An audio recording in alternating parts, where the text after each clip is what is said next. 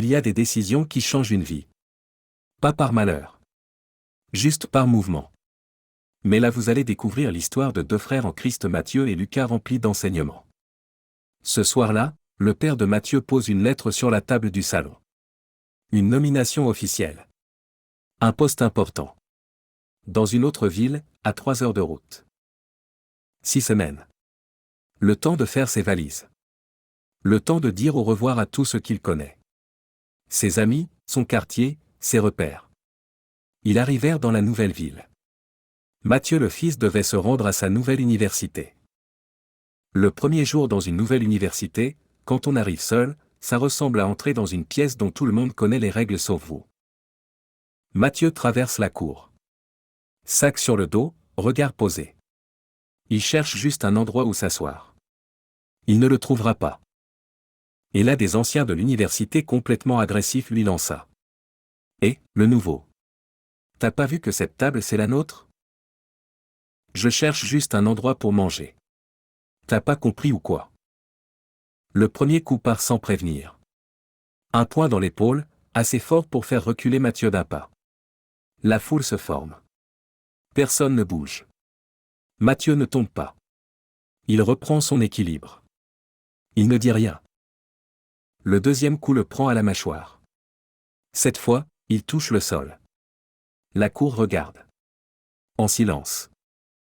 Et c'est là que Lucas intervient. Lucas traverse la foule.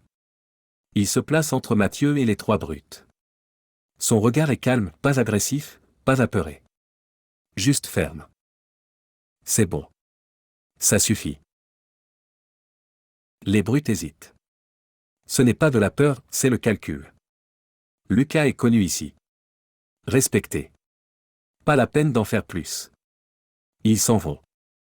Une amitié commence là. Dans la poussière d'une cour de récréation. Apparemment simple. Apparemment sans calcul. Matthieu intelligent et Lucas fort se rapprochent et se complètent. Quelques semaines plus tard. Lucas emmène Matthieu à l'église pour la première fois. Matthieu observe tout, les gens, les chants, la lumière qui entre par les vitraux. Elle chante vraiment bien en parlant de Camille, la jeune chanteuse à la première ligne. Les deux sont impressionnés par cette fille. Oui. Elle chante bien. Lucas note à peine la réponse. Car concentré sur Camille. Matthieu lui est passé à autre chose. Quelques mois plus tard. Le père de Matthieu a décroché une opportunité en alternance pour lui à New York.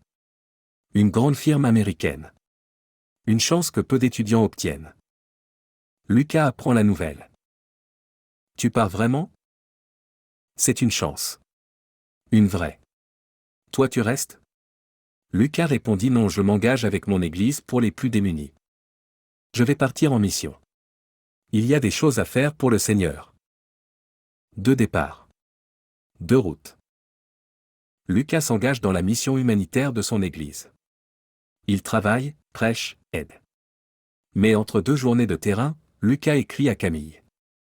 Des messages simples. Elle répond peu. À New York. Matthieu monte vite. Après son alternance, il lance sa propre société, Apex Covenant Group, conseil en développement commercial et stratégie internationale. Le bureau est au 47e étage. La vue sur Manhattan est sans limite. Matthieu signe des contrats que d'autres mettent 10 ans à obtenir. Il a de l'argent, il a de l'influence, il n'en fait pas étalage. C'est précisément ce qui le rend magnétique. C'est dans un groupe de prière en entreprise qu'il rencontre David Beaumont. Puis Théo, son frère cadet, débarque à New York. Et Matthieu entend parler de Jésus-Christ autrement qu'en fond de décor d'église. David, t'as jamais eu l'impression que tu réussissais, mais que tu courais vers rien. Matthieu, si. Tout le temps. Ce soir-là, Matthieu donne sa vie au Seigneur. Pas pour être sauvé de quelque chose. Pour être trouvé. Matthieu? Tu te souviens de moi? On était dans la même église, en France. Bien sûr. Camille, comment vas-tu? Et les deux se rapprochèrent. Et se mit en couple.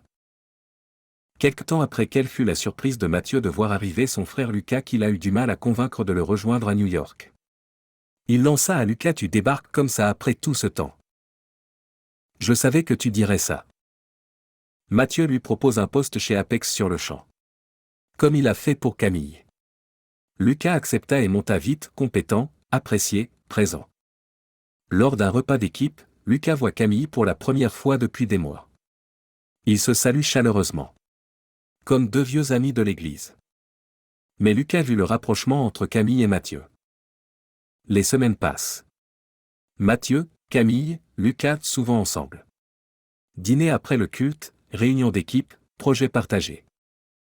Lucas est attentionné envers Camille. Mais c'est normal, ils se connaissent de France. Il est comme ça avec tout le monde. Camille pose parfois sa main sur l'épaule de Lucas. Malgré qu'elle soit en couple avec Mathieu, elle se rapproche de Lucas. Inès, la sœur de David, les observe depuis l'autre bout de la salle. Elle serre les dents. Une nouvelle stagiaire rejoint Apex Covenant Group. Nadia Perrin, fille d'un ancien comptable de la société. Discrète, agréable, elle cherche ses marques. Mathieu l'accueille avec bienveillance comme il accueille tout le monde. Nadia reçoit un message sur son téléphone. Elle le lit. Ferme les yeux. Range l'appareil. Elle reprend son travail. Nadia commence à envoyer des messages ambigus à Mathieu. Des regards appuyés dans les couloirs. Une main qui s'attarde un peu trop longtemps sur son bureau pendant une réunion. Nadia, je vais être direct. Je vois ce qui se passe. Je te demande d'en rester là. Nadia baisse les yeux. Elle repart sans un mot. Car elle avait prévu de porter plainte pour agression sexuelle. Le lendemain, Mathieu est tout de suite arrêté par la police. Camille, en parlant avec Lucas, dit « Mathieu, je savais pas qu'il était comme ça. On croit toujours connaître les gens. Des images me reviennent d'hier. » Mathieu seul avec Nadia dans le couloir après que tout le monde soit parti. Sa façon de sourire un peu trop longtemps parfois. Ce calme qui ressemble à du froid. Et si Mathieu n'était pas celui qu'on croit? Inès, qui était devenue fraîchement avocate, rendant visite en prison à Mathieu. Elle lui dit « On est là. Et on reste là. Tout le monde me croit coupable, dit Mathieu. » Elle lui répondit « Pas nous. On va trouver la vérité. » Inès engage Raymond Lestang, détective privé. Dans l'église, quelques jours plus tard, Camille organise une chaîne de prière pour Mathieu. Elle prend la parole devant la congrégation, la voix émue, les mains jointes. Elle parle de justice. Elle parle de foi. Inès est dans le fond de la salle. Elle n'a pas rejoint la chaîne de prière. Elle observe Camille. Quelques jours plus tard, le jour du procès arriva. Lucas dit « Je dois dire la vérité. » Il commença à révéler tout. Tout ce que j'ai fait depuis le début, j'ai aidé Mathieu dans la cour de récré parce que Camille regardait la scène. Je suis parti en mission parce qu'elle aimait les hommes engagés.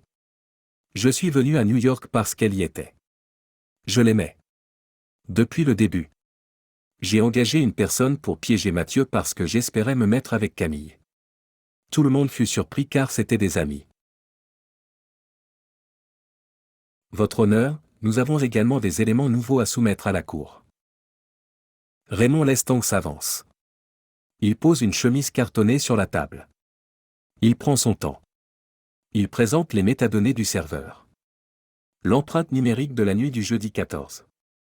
Les échanges retrouvés entre Camille et Nadia, messages codés, mais lisibles pour qui sait chercher. Et les mots que Camille a prononcés face à lui, c'est impossible. J'ai tout. Au fond de la salle, Camille. Impassible depuis le début. Inquiète pour Mathieu, semblait-il. Les agents s'approchent d'elle. Elle ne comprend pas d'abord. Puis elle comprend. C'est elle qui a effacé les preuves. C'est elle qui a recruté Nadia. C'est elle qui a tout orchestré pour récupérer Lucas, devenu influent en éliminant Mathieu, qui lui faisait de l'ombre. Lucas n'était pas le danger. Il avait découvert le secret de Camille et voulait la protéger et aller en prison à sa place, sans que ça se sache. Camille est arrêtée à la sortie de la salle d'audience. Là, tout le monde repense à la chaîne de prière. Au soutien public. À la main posée sur le bras de Mathieu. À la voix émue devant la congrégation. Et Lucas n'était pas le coupable. Il était un homme aveuglé par un amour qui ne lui avait jamais été rendu. Utilisé jusque dans ses silences. Après le verdict. Matthieu est libre. Il est debout au milieu des décombres de ce qu'il croyait être sa vie. David, tu te souviens de Romains 8 verset 28 dans la Bible? David lui dit toutes choses. Pas les belles choses. Toutes choses concourent au bien de ceux qui aiment Dieu. Camille t'a montré que quelqu'un peut lever les mains le dimanche et te trahir le lundi. Lucas t'a montré qu'on peut poser un acte juste pour une raison tordue depuis le premier jour. Dieu t'a montré, frère, qui est vraiment là. Matthieu regarde Inès de l'autre côté du couloir. Elle parle à voix basse avec le détective. Elle ne cherche pas son regard. Il la regarde vraiment pour la première fois. 1 an plus tard. Lucas sort après sa détention pour complicité par abstention et non-dénonciation. Il est amaigri. Silencieux.